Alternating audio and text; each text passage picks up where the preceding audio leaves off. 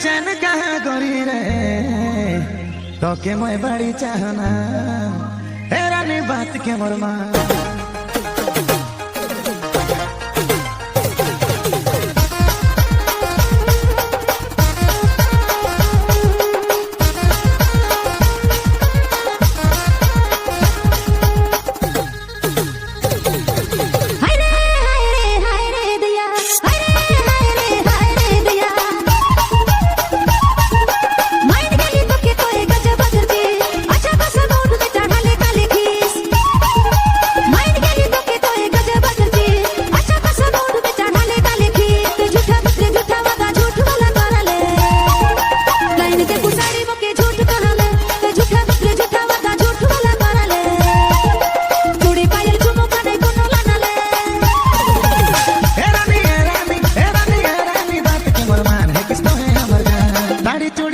के छोटा मोटा चीज सोना के गहना दे बुझे दे गोकीस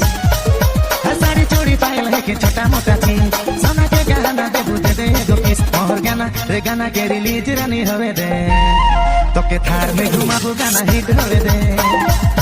मोर गाना रे गाना के रिलीज रानी होवे दे तो के थार में घुमाबू गाना हिट होवे दे